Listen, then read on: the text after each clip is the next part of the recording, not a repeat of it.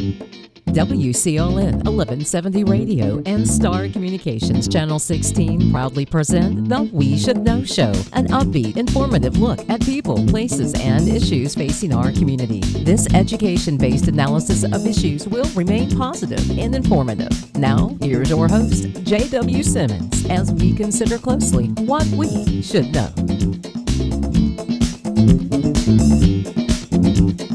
Welcome back, ladies and gentlemen. J.W. Simmons here. The name of the show is We Should Know. We're on the air each and every week on Tuesdays at 2:30, simulcast on radio station, WCLN Radio. That's 1170 out of Clinton, North Carolina. We're talking about recreation today, and we're talking with two folks that know a bit about that, Dana Hall and Garrett Bryant. Dana, you're in charge of the operation for the county, and it's Parks and Recreation, I think is the official title. Garrett, I think it's probably the same thing with the city, Parks and Rec. So it's actually Recreation and Parks. Recreation and Parks with the city. I see they got it in the right order. Right. Because you do more recreation, you do parks. But both of you are directors of the respective areas. It's an interesting subject, and folks oftentimes, I believe, and I want to start kind of the conversation with a little bit about your background to start with. So that idea, Dana, of being director of Parks and Recreation and Parks. Tell us a bit about you, because you've got quite an extensive journey, education-wise at East Carolina. What sparked that? And now you could probably look back and say, I've spent a lot of years here. What caused you to want to get into that area? Well, whenever I was growing up, it was just community groups. That's who pretty much did all the parks and recreation. And you couldn't play at a young age. You had to wait until you were older, or the only thing that we had that you could start at 5 was baseball or softball. Mm-hmm. And then you had to wait a whole nother year to play. So I really didn't know that could be a career in rural Sampson County until I got into college, and then started volunteering and being able to experience kind of what Greenville Parks and Recs had and some of the other places around Greenville. And somebody told me that I should just try a Parks and Rec course as an elective just to see, and I loved it. And so I changed my major, was able to do my internship in Sampson County, and then a position opened right after my internship ended, and I was able to work in the Hobson area. Was there for 5 years, then went to Wilson and had a little bit of a career change, stopped working in athletics, and started doing non-traditional programs or instructor-based programs and special events, special populations and seniors, and did that for 7 years. I loved doing that, and then got the opportunity to come back here and grow our department and make some changes. And so I was able to come back here, work with Garrett for a little while here, and been here ever since. Now working some with more with the senior population too, as I've taken over aging 2 years ago.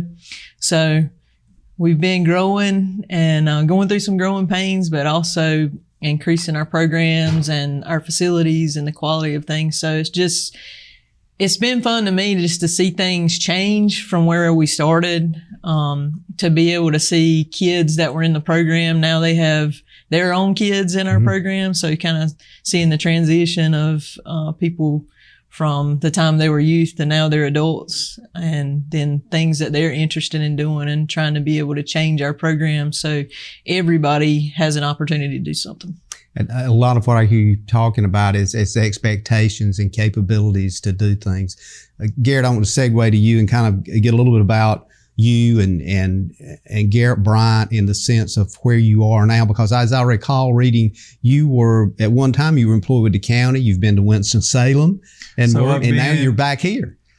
So yes, I've bounced around a lot, but along the lines of what Dana spoke of as far as growing up. I was a Parks and Rec kid growing up, attending summer camps and things like that. So I was always around athletics and just recreation programs. And so from there, I attended North Carolina Central University, where I obtained my degree in Parks and Recreation. So I always had a passion for doing something with athletics, in that capacity. But started off as a athletic director for the Salvation Army Boys and Girls Club in Durham.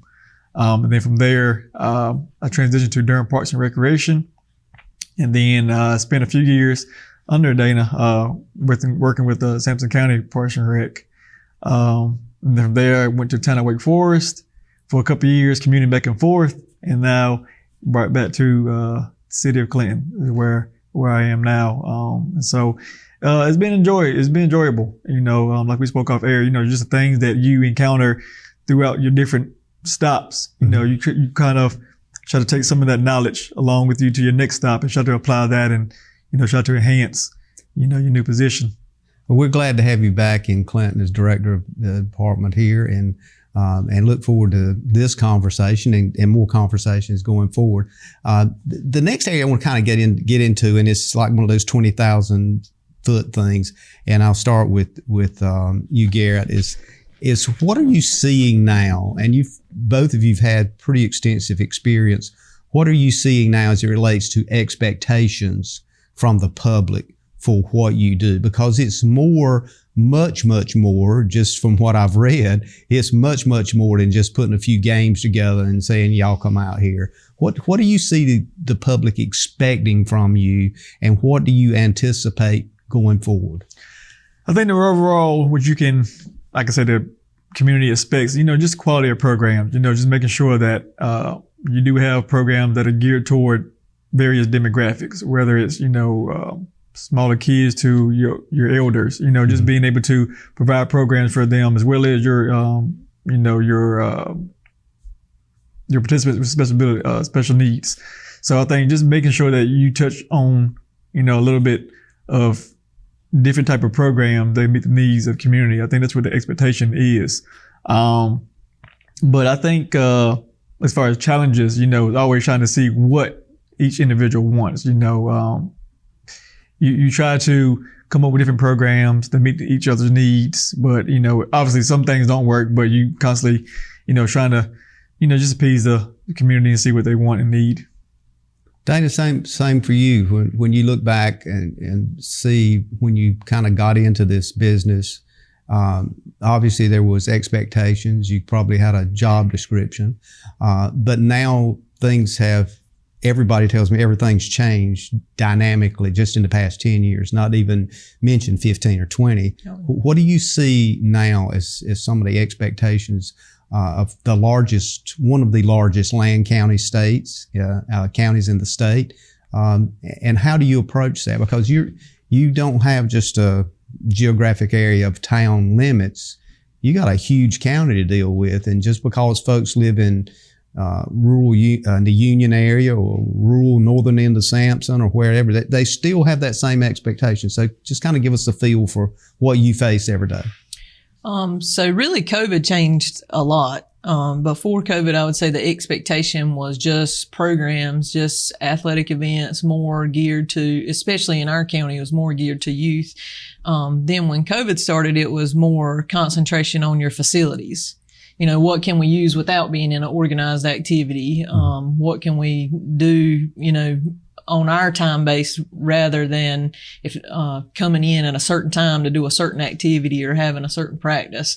So that mindset really kind of changed things. One of the things that we've been fortunate to do is we partner with Friends of the Mountain Sea Trail and Town of Roseboro, and hopefully we're going to be able to open up very soon our first nature trail. So it'll be part of the Mountains of Sea Trail, and the Mountains of Sea Trail runs through Sampson County. So that'll be something that people don't have to, it'll have a time from, sun up to sundown that it's open, but people can go out and then kind of experience nature on their own. We are a rural county, but if you don't have your own land to be able to kind of explore and take your kids out to be in a natural environment. So I'm seeing a lot of people that are geared toward that. We have cameras in our parks, and we see when people are participating, and there are people in our parks from the first time the sun peeks out to the time, that we have to cut the lights on at night. So that is what we're seeing that we're trending towards, is people that need to use your facilities for things other than organized programs. And it's interesting, Garrett, as you talked about the Mountain Sea Trail, as I remember in the very initial stages of that, we had some big events going on at the Civic Center where people were coming from here all over everywhere. And had a young lady I actually interviewed in Roseboro, on the trail. And as I'm talking, I'm trying to remember her name, but she was one of these folks that had put in more miles across the world, and she was walking the mountain sea trail. She had literally left up in the mountains, and as she was going one way or the other, and I caught her on the trail, and we had this conversation. How does that impact like the city of Clinton and what you do, seeing that the mountain sea trail is that close by? I think it just provides, just individuals the opportunity to, enjoy nature, like you said, just being able to have that land to, explore, take kids, families, similar to like our trail, our nature trail that we have at Royal Lane Park. It gives, family members just time to, go out and enjoy nature and see, also what our parks has to offer. Dana, what I hear Garrett saying is that this idea of being engaged, is that something that you see happening? And we're going to have to take a break here in just a few seconds, so I don't want to pose a question for you and you have to cut you off, but I want to kind of get your sense for that. And something that both of you are, I know, concerned about and are on top of, and you mentioned it, is the camera idea and security. A lot of seniors that both of you deal with, often they're more so concerned than anyone else about their safety and security. So I want to kind of speak to that a little bit. I'll give you about 20 seconds here to start that, and we'll pick it up when we come back from break. Well, I think safety and security is certainly a concern. The great thing that we have going for us is we have indoor areas that they can walk, that our staff are there, and then we also have outdoor areas that are covered by cameras. But I think there's a good law enforcement presence as well, the law enforcement partners with us to be able to come in and patrol and ride through, so there is that sense of security. And we're going to take a break, Garrett. When we come back, I want you to follow up on that a bit and just kind of let folks know how they should feel, if they feel like there's a problem, what they should do, and that kind of thing. So we'll be back in a moment. Ladies and gentlemen, stay tuned. We'll be back in a moment. We're talking about recreation. We're talking about parks. We're talking about the city of Clinton and Sampson County. Call a friend. Stay tuned. We'll be right back.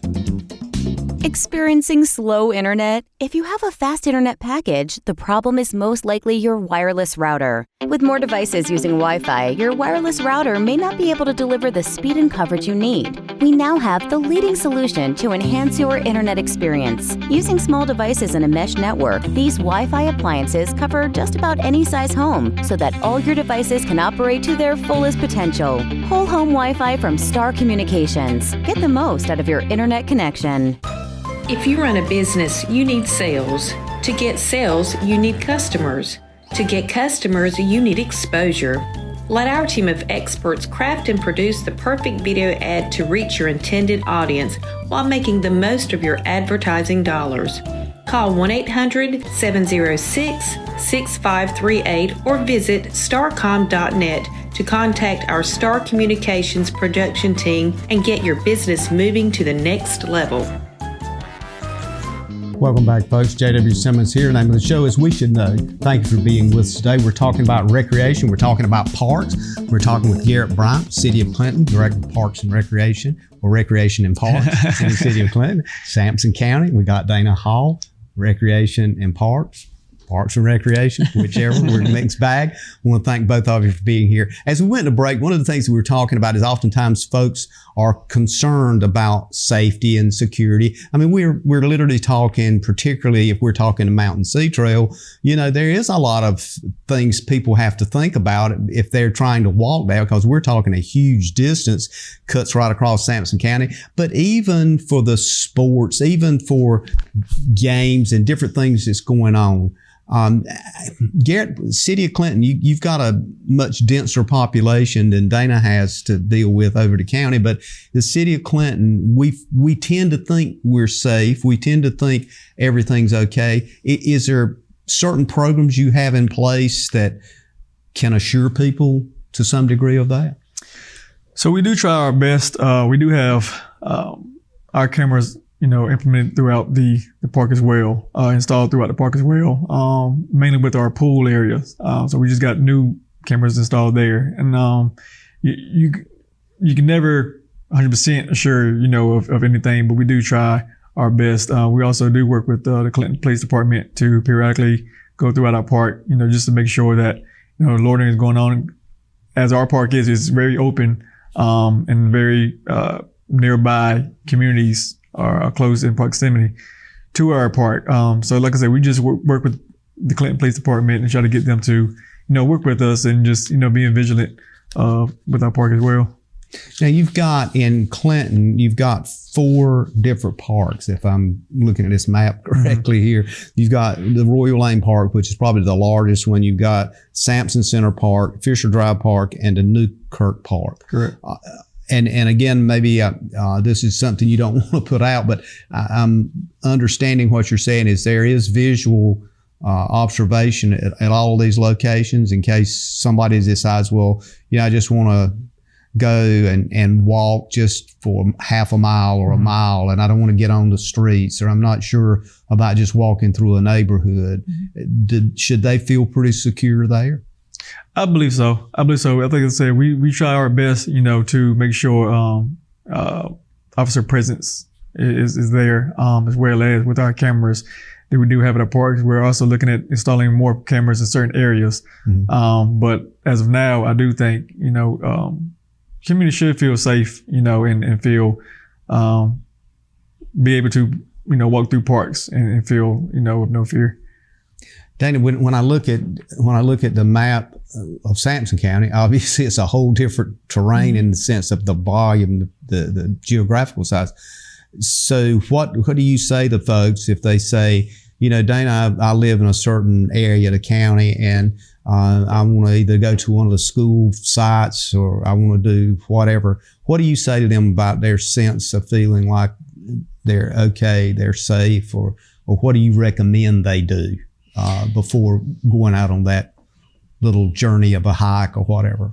Well, we do live in a rural area, and I think that's one of the benefits of living in a rural area, that we get a lot of phone calls to let us know if there's something going on or there's something been damaged or something looks out of place. So that's a big positive of the county that we live in, as people do give us a heads up if there's something going on.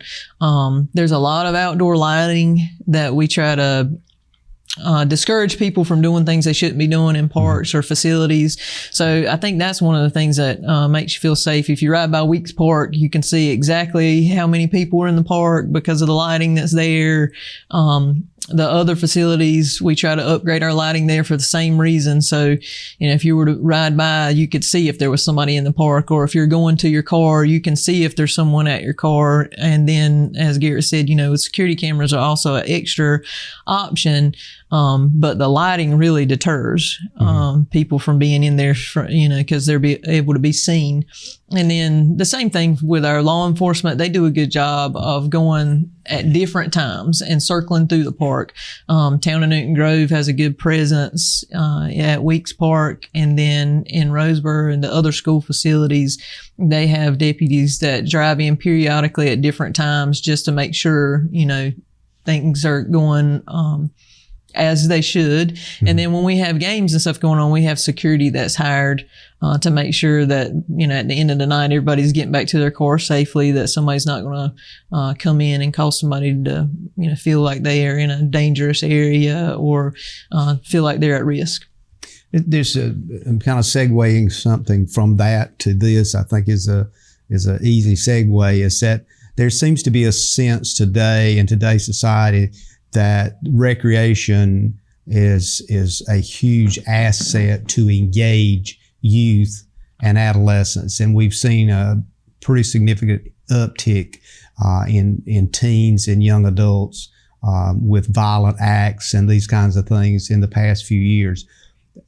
Is there specific things that you're doing to try to target that population?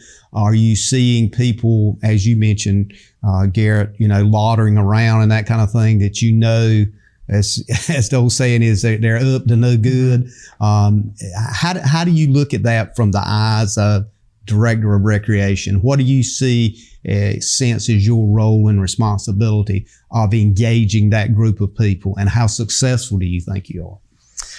Sure. So what we have implemented is we do have open gym which goes on Monday, Wednesdays, and Fridays at both of our locations, Sampson Center and then the Bellarmine Recreation Center.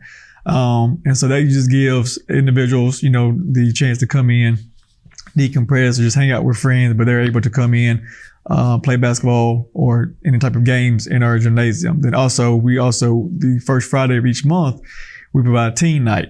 So that also gives, teens that may normally not have anything to do on a weekend or Friday leading into the weekend, give them the opportunity to come into our center, a safe space to where they can socialize with their friends, just play on their phones or anything like that, but gives them, like I say, a safe environment, just to hang out and, at least for a couple hours on a Friday night. So we do try to do those type of things that'll draw in, some of our teens that may not have anything to do, but it just gives them something to do and a little structure behind it.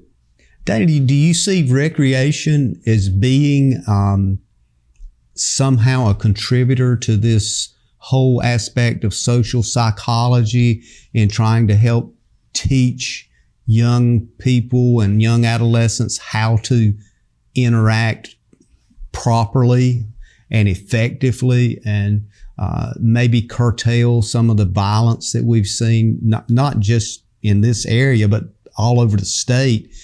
We've seen unbelievable acts of violence, including, as you well know, you don't have to just turn the TV on, but one time if you get a Triangle network channel, you're going to see somebody that's sprayed a car with bullets and everything else. It's where do you see recreation as being part of the prevention or part of the engagement of that whole process? Well, I think being able to have activities that they can engage in, and then also being selective as to who their mentors are, who their volunteers are for those programs, who the staff are for those programs. And even though the volunteers for our program are volunteering, but there's still a criteria that they have to meet. And the staff is guiding them as to what the expectations are. So I think it's important for children to see that adults have boundaries as well. Mm-hmm. And they have responsibilities and there are consequences for their actions. And so that guides children as to, how they're going to grow up and what the expectation is, so they can already see if their mentor is being corrected on something, or, there's a certain expectation, or they're setting team rules, or they're setting rules for them that they understand that there's a level of expectation from the recreation department. Mm-hmm. And so it carries on throughout their adult life. And so when they get into our 13 to 15 programs or our 16 to 18-year-old programs where they don't necessarily have an adult that's coaching their team or guiding their team, they have a team captain, then we're also continuing that expectation level with them. They've already kind of seen it as an adult, so they know what the expectation is as an adult, so they know that they also have a different level of expectation too. And then we also try to encourage them to volunteer and coach some of our younger teams.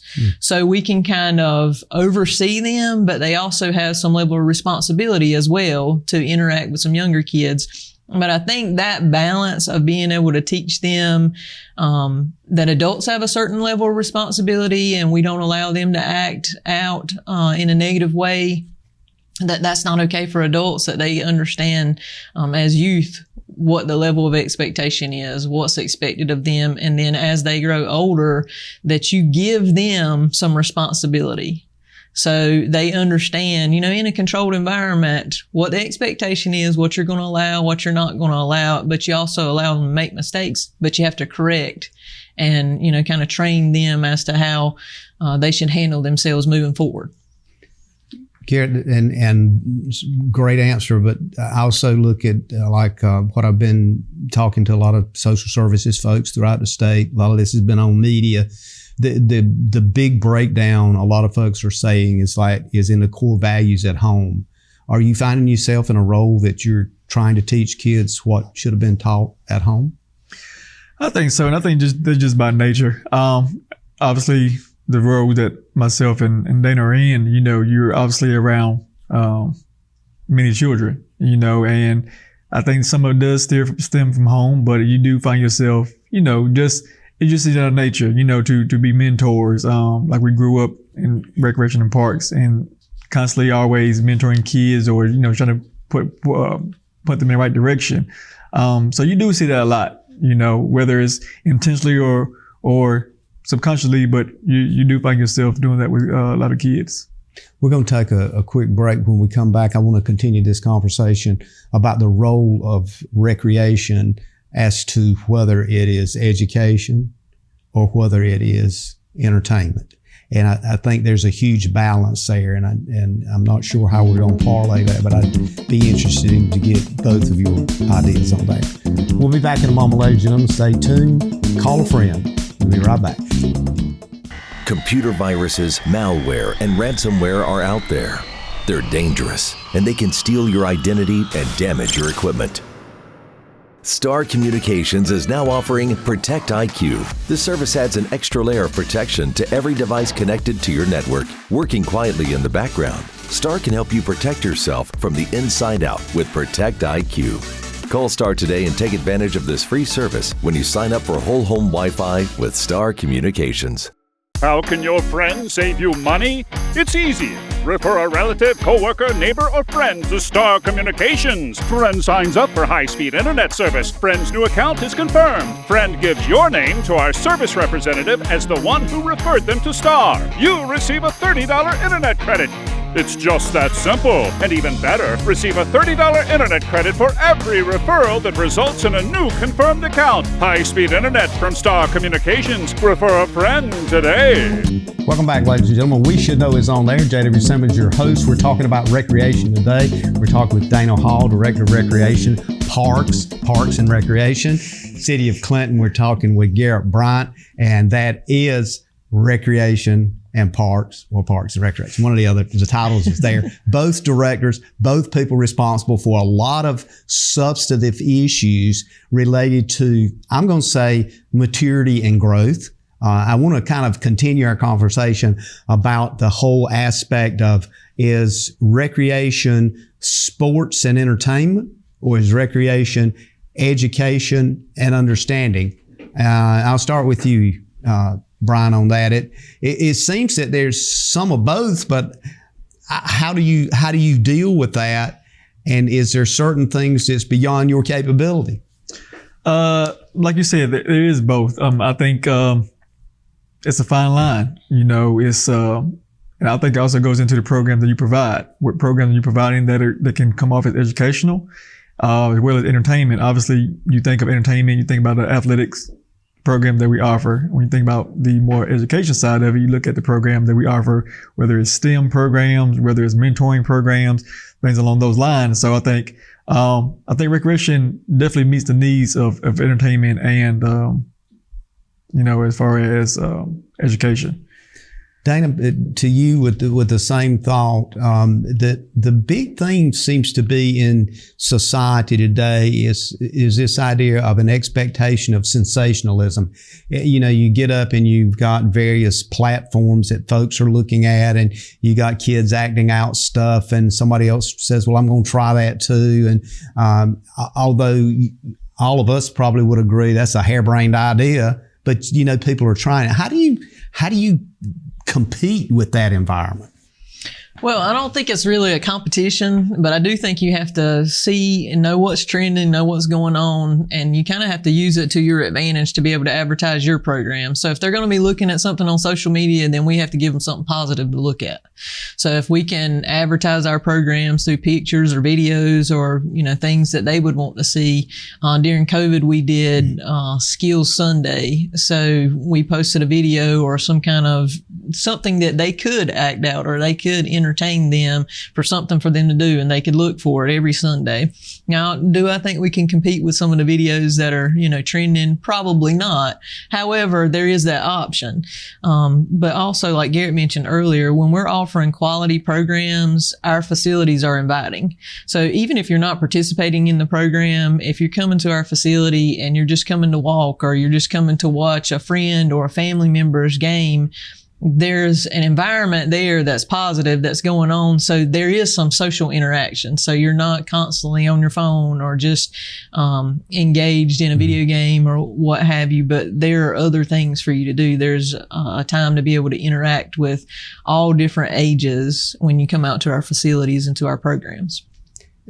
Garrett, one of the things of course, I do a lot of reading, and one of the things I read is that parents, especially younger parents, that both parents are working, then they come home, they have to deal with, 2 or 3 children, and they love their children, but oftentimes they're saying, well, we just need time to decompress, so they want somewhere their children can go play. Historically, we've looked at, that sometimes can be send them to a relative's house or something, but people that are now living in different areas and they might not live close to relatives, they're looking somewhere to take their children. Is that part of the responsibility of recreation, is to give those parents somewhere they can drop their children off and feel like they're being safely observed and watched and looked after? Or is that too much of an expectation? And I'll start with you on that question. I think it just varies on depending on how your organization is ran. We don't have any drop-off centers for, smaller age group kids. However, we take, between 12 and 13, you have to, anybody under 12, 8 or 13 has to be accompanied by somebody 18 or older. But as far as, we don't allow anyone to really get dropped off, but we do try to provide programs where it can be family oriented, to where families can be a part and partake in programs collectively. But that has been one of our challenges, is finding those programs for the age group of between 32 or 30 to 40. That is more of the working class who have, kids, and just trying to be able to provide them programs to where they have childcare. That's been one of our challenges. So we are constantly trying to, figure out how we can involve that age group, as well as how we can just intertwine their kids with their programs. Dana, is that an unfair question to ask, or an unfair expectation to ask of recreation, to be able to drop my children off so I can either run to the grocery store or just have time to go home and decompress? Or I think it's a balance. I think that there are certainly times when, recreation can fill those needs. And when we have summer camps in the summer, we have practices and games that they're going to at night, that they are sometimes dropping them off, and they're with a volunteer and there's a staff person at the facility. So it does give them that time, but it's also incorporating in our facilities, so there's something there for the parents to do as well if they decide to stay, and they can do it away from their child. So the walking trails, the playgrounds that have other things for the adults to do, exercise equipment, that's trying to incorporate that into your parks, so parents do have something to do where they can still be within eyeshot of their child, but they can also have some silent time to themselves. But I do think it's a balance. So to say that, recreation is going to offer programs that are simply just a drop off, that is not the goal for recreation. But I do think there's a time for parents to be able to have some time to do things on their own without their children. But there's also a time that they need to be together, doing things together, learning how to interact together. When you have children, there's certainly trying times where you do need a break from them. But at the same time, some parents need to know how to interact with their kids, and they need something to kind of bring them together to have a commonality. So I think that's, like I said, a balance for the recreation department to be able to try to find those activities or provide facilities where they can do both of those things. When I look at both of the departments and look at your budgets and so forth, this is not a freebie kind of thing. I mean, you've been cut pretty thin budget-wise and expectation. You mentioned something a while ago that triggered that thought about volunteers. We do have a lot of folks in the community that has retired. They've finished 30 years or so, and they may be looking something to do. What kind of talent and skill set are you looking for a person that says, I don't know whether I got anything to offer? Should they just call you and say, I'm so-and-so, here's my background, or should they look at a certain website to see if they have anything they can offer? I mean, let's face it. One of the things I heard a while back was there was a big push to get people to be umpires at ball games because they couldn't get anybody. And a lot of that was the behavior, guess what, of the parents. Either one of them. Well, Nobody wants to touch. well, I think if you're willing to volunteer, then there's certainly a place for you. I would hate to say that you have to look at a criteria for the simple fact of that might shy people away. So they don't know what they're capable of doing, or they may say, if you need a sports official, oh, well, I don't know all the rules and I don't know all the background. But depending on what age group that you're asking them to work with, the skill set can be quite minimal. I think having a heart for children is certainly a requirement. Yeah. If you don't enjoy working with children, then the same thing with our seniors. Do you enjoy working with seniors?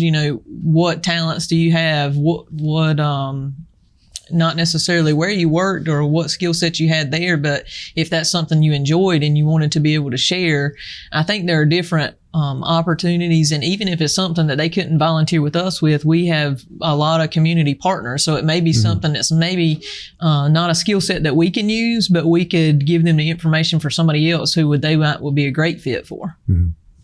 Well, and Garrett, one of the things that I was trying to reach here too is that one of the things we've recently seen, and in fact, just as of today, you're seeing a lot of information coming out about young teens, preteens being pulled into gang activity. We're talking criminal activity, 2 or more people coming together to commit a criminal act. And these gangs are bringing, supposedly, this is news that you'll probably be seeing some of it tonight, but it's just saying that this is happening. And that gangs as a whole are looking at these younger people because they know they're, quote, not necessarily prosecutorially a focus on the adult level, so they can get by with a lot of stuff. Are you seeing that? And is that a concern for you?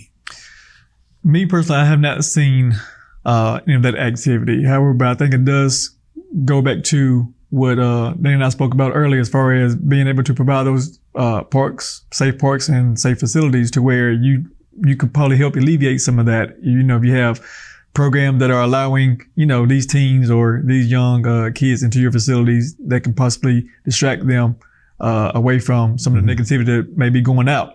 So I think a lot of that, like I said, I haven't seen any of that for myself firsthand. Not saying that it doesn't happen, but I think that also goes back to, like I was just saying, about us being able to provide safe spaces and safe environments to where we can try to help alleviate, some of that may be going on.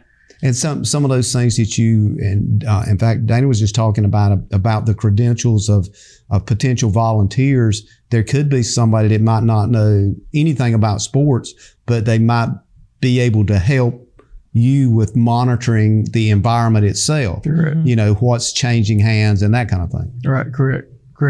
And like I said, we don't really have a criteria for our volunteers. Obviously, just having a passion for wanting to just help individuals, whether it's seniors or youth that itself. But we also do try to point them in another direction if we can't or seem to can't utilize them. But, we do give them opportunity to let us know, their interest. Well, we're going to take another break. We're going to come back. We're going to be involved, I think, in the last segment, which is going to go fast. So I want to make sure we cover everything you guys want to cover. Ladies and gentlemen, stay tuned. We'll be back in a moment. Providing fewer commutes, more backyard offices, and crystal clear meetings. Providing less, you froze up, and more presence in your presentations. Providing a better internet experience. Providing possible. You're out for an evening on the town. Finally a chance to relax and forget that you left your front door completely unlocked. Fortunately, you just installed a security system from Star Communications. With just your cell phone, you can check on your house, lock it down, light it up, and get back to relaxing. You forgot to put Buster in his crate. Unfortunately, we can't help with that. Security and automation from Star Communications. Call today to find out more.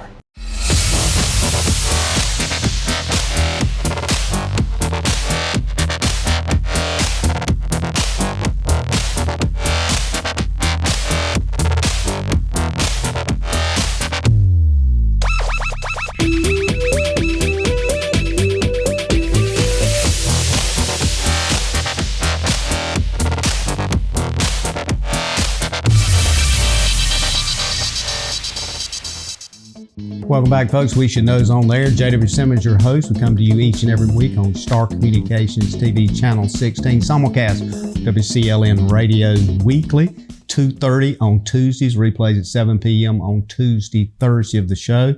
Also, continue to send your emails to weshouldknow.edu@gmail.com. We should know edu@gmail.com, or just drop us a card, Post Office Box 1482, Clinton, North Carolina. Always look forward to hearing from you, or do what many of you do. Oftentimes, I'll see you in the store, at a grocery store or somewhere, and you say, yeah, why don't you do this, or why don't you talk to somebody about so-and-so? Always like to have your suggestions. Today, we're talking about recreation. Two folks that know a little bit about that is Dana Hall with the Department of Recreation here in Sampson County, director of that. And of course, Garrett Bryant, City of Clinton. You've got a lot going on right here in the county seat of Sampson. We've talked a bit about everything from security to safety to parlaying whether recreation is education or is it entertainment, what it is. I want to kind of go out with this last segment of making sure we hit some things that you guys want to cover. You've got some upcoming events. I know in June, Dana, you've got some things happening here called Kids Sports Camp, June 24th through 28 and July 8th through 12. One's at Hopton Middle, the other is at Clement Elementary. Tell us about that and what is it and what age you were talking about. So our sports camp runs from ages 5 to 12. We divide them up, 5 to 8-year-olds together, 9 to 12-year-olds together. And it's a time to learn some skills for different sports, but also incorporating some non-traditional sports. So they may be playing kickball in the first part of it and then learning how to play badminton in the second part, or doing horseshoes and soccer, or just different activities.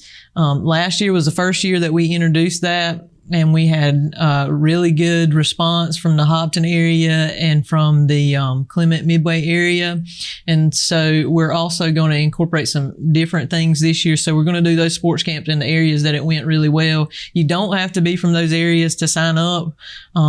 But we're also going to be hosting a basketball camp at Roseburg-Salemburg Middle School during the summer, and then a soccer camp at Union Intermediate School later on in the summer. So that'll kind of spread it out throughout the county. So if you need something that's close by, they're half-day camps. So it'll be an opportunity if you wanted to drop your kids off for a little bit of time during the summer. You'll have that opportunity for a few hours to go do something else, and then maybe they can pick them up and go have lunch with their kids after that. And they can feel safe, that they're looked after, monitored, right, and there's enough adults there. And I think that's the big thing that folks want to ask. Yeah, I don't mind doing that, but because everybody loves their children, I want to make sure they're okay. Mm-hmm. Yeah, there's full-time staff that are there. There's also some part-time teenagers.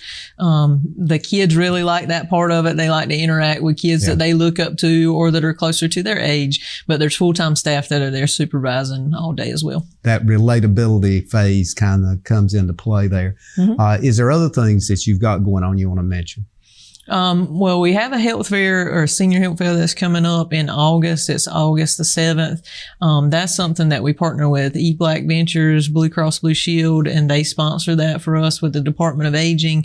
Last year was their first event that they did. We had a huge response. So we're looking forward to doing that this year. The entire expo center is full of vendors. It's something that's really good for our adults and senior adult population to come and talk to different doctors, different people that can do repairs on their homes, all different types of things. They do bingo, they have lunch provided, so it's a really good event. Outstanding. Garrett, segue to you, same thing. One of the things I think about with the city of Clinton and events coming up, it just popped in my mind here. Well, actually, I had a note, but it also popped in my mind. The big thing people always are focused on, July 4th, are we going to have fireworks? So we will. So this year we'll be on July 4th. Last year, I think we had on the 3rd, if I'm not mistaken, but this year we'll be on the 4th at Roy Lane Park.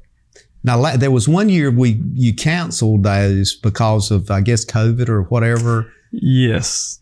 So prior to me in this role, it was canceled, I believe, during COVID of 2020. And then since then, we've had fireworks. Is that always subject to weather?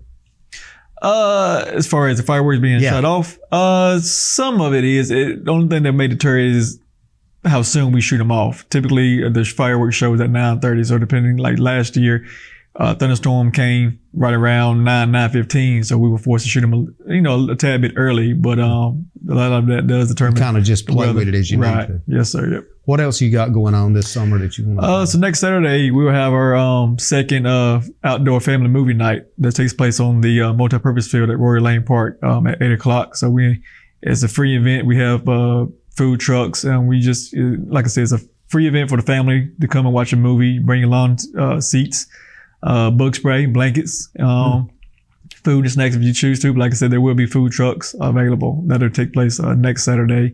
And then we also have our new disc golf course that has finally opened. Yeah. But it's 18 hole course. This split up into the front 9 is more so for your easy course, and then your back 9, which is labeled in red, before more of your difficult course. So it intertwines with our nature trail, but it's almost 100% shaded. So I encourage families to get out there and try it out. Danny, that sounds like some of that senior population would just kind of move to that, because you don't have, it doesn't require a lot of physical exercise. And I'm probably going to get some calls from folks going, well, I can do more than some of my grandchildren. Yeah. But the reality is, you do have folks in their 80s or 90s that maybe want to get out and throw that disc or something. Is there any particular skill sets you've got to have? I mean, I guess you have to be able to throw the disc.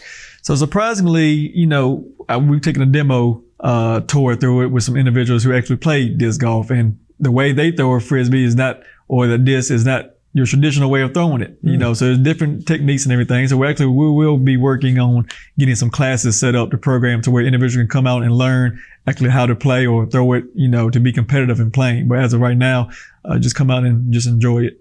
And if anybody has any questions, of course, we can post the contact number at both departments. One of the things we have not talked about, and for the time left, I'd love to kind of focus on that a little bit, is that senior population. And that's continuing to grow, Dana. And I know you've got a charge of that. You've got nutrition sites all over the county. The county budgets so much money for that. Is that something that you see that there's some volunteers needed? Is there things that need to be done? What is your biggest challenge looking at the senior population? I think the biggest challenge is just getting the participation. So people always say things that they want to do, but then when you have it, showing up to it. Yeah. So I think it is important to let us know what you're looking for. We just did our first trip to Wilmington, a bus trip to Wilmington. We had a really good attendance, almost 50 people attending that, from all over the county.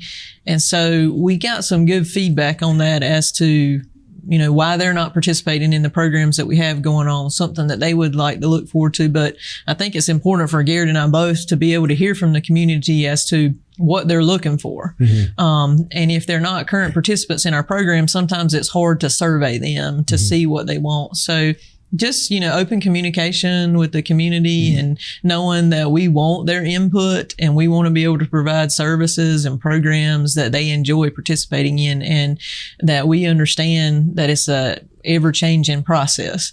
So something that people enjoyed doing 20 years ago may not be, something that they enjoy doing now, or it very well may need to be a program that they want to see come back. But if we don't get that input from the community, then we don't know.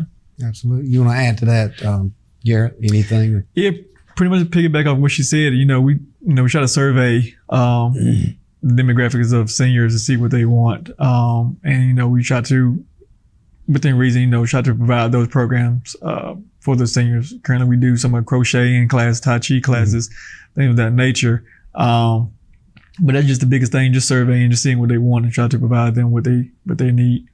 30-second question here for both of you as we come to closure. The 30-second question is this idea of involvement of faith-based organizations, churches, and others in the county. Do you see that, Garrett, as something that you'd like to see happening, more involvement with churches? We do have some organizations that do, they're Christian-based, that utilize our spaces, whether it's for whatever function that they may have, whether in our park or our facilities. So we do have a lot of those organizations that do utilize our spaces as well as our pool as well. So we do work close with some of the churches. Dana, same thing. Yeah, I think it's important. Every organization that's willing to volunteer their time to be able to, help youth or adults or seniors, whatever role that they can serve and be a positive influence. I mean, we'd certainly be open to that partnership. So, and whoever the youth leaders are, if there are churches listening, hopefully we're still having churches listen. If they have the youth leader or something, they could just reach out to you or some designated person, but they could call your office and just say, look, we're looking to get involved in, I don't know, softball or even basketball games. And a lot of churches are very aggressive and have large youth followings. So you could parlay that with something that you're already doing or kind of have a parallel event going on. Is that what? Or any suggestions? Well, I think, what you mentioned is just a leader within that organization would need to contact us, and then we just kind of have to talk about, kind of brainstorm as to where this could go. Mm-hmm. Start out small and then build on top of that. The same. Yeah, just reach out to us. Try to give us what you're looking at trying to do and what you're trying to accomplish, and we'll try to get a plan together and see what we can make happen. Well, I think we've covered a lot of issues today. Obviously, we'll try to post the contact number for you guys on the screen as this show airs. The other thing I think is important is I'd like to hear from people about this show particularly and what they see your involvement and evolving role is in their community, because it's a very critical part. Garrett, thank you for being here. Dana, thank you for being here. Appreciate what you do. Ladies and gentlemen, I want to thank you for being with us today. As always, we look forward to seeing you every week on Tuesdays and 7 p.m. on Tuesday, Thursday. And as always, may God bless. Thank you for tuning in to this week's episode of We Should Know with host J.W. Simmons. If you have a question, comment, or suggestion regarding this or any episode, please send your emails to weshouldknowedu@gmail.com. And remember to tune in every Tuesday at 2:30 for another informative episode of We Should Know.